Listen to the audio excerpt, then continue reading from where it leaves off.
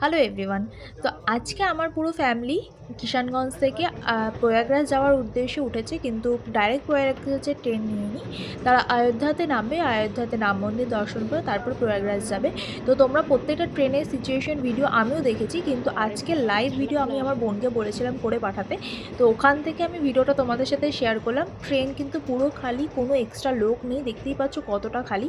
তো যারা এখনও অবধি যাওয়ার প্ল্যান করছো 26 তারিখের মধ্যে কিন্তু প্ল্যান করতে পারো। সেরকম ভিড়, সেরকম হুড়োহুড়ি নেই।